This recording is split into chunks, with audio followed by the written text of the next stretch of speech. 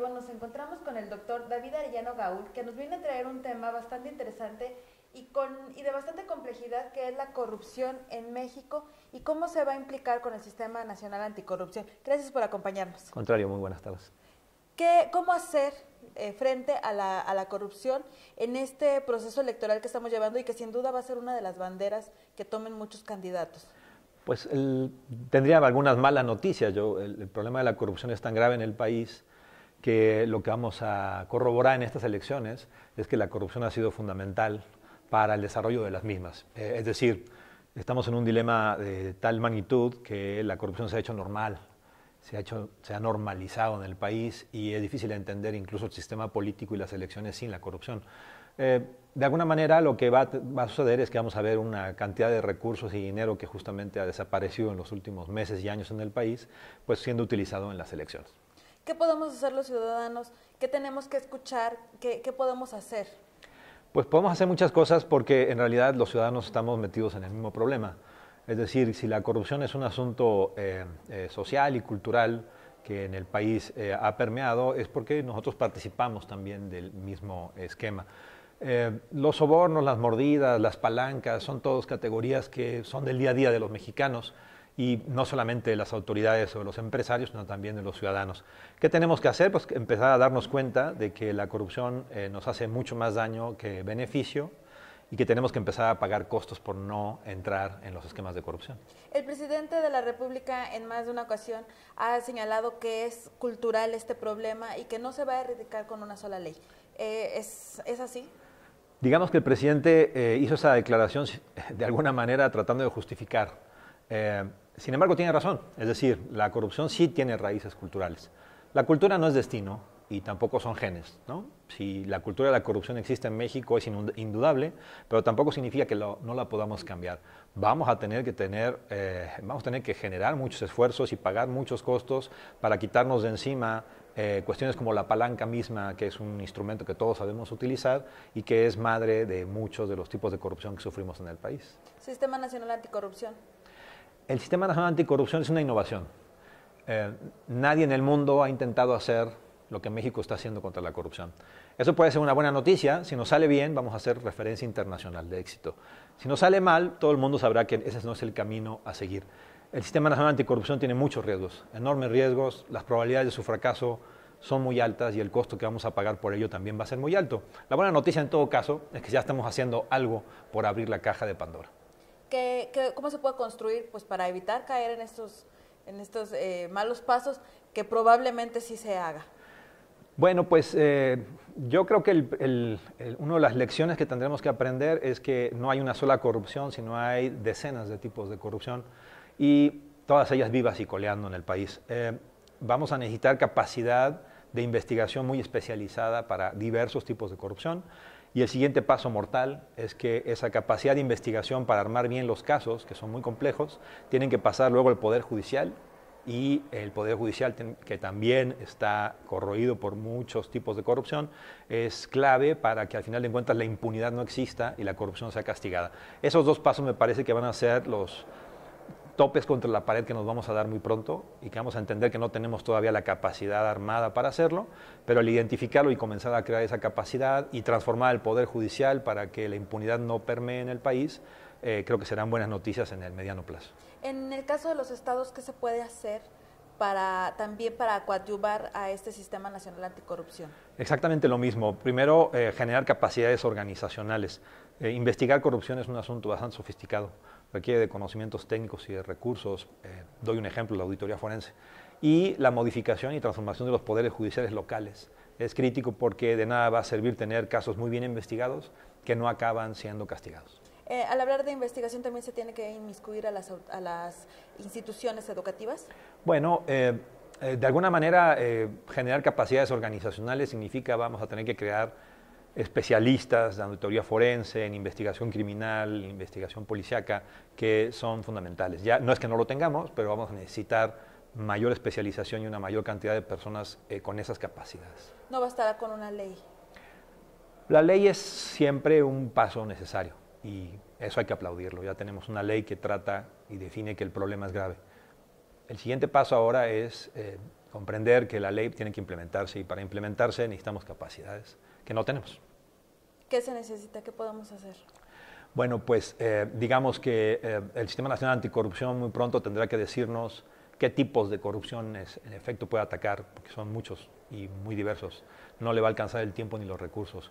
Tendremos que tomar algunas decisiones al respecto. Segundo, vamos a tener que explicarle a la sociedad que se requieren especialistas de investigación muy sólidos. Y hay que crearlos, y hay que desarrollarlos, va a costar recursos, dinero y tiempo crear esas capacidades. Y tercero, que tenemos que hacer una reforma profunda del Poder Judicial federal y del Poder Judicial local para que la investigación termine en castigos bien fundamentados y efectivos. En el caso, menciona Poder Judicial, en el caso de las elecciones, vamos a cambiar de presidente. ¿Qué propuestas tenemos que escuchar nosotros los ciudadanos, que somos ciudadanos de a pie, que somos votantes, que nos hagan pensar que ese candidato sí va a apostarle, que ese candidato sí va a combatirla de manera más frontal la corrupción?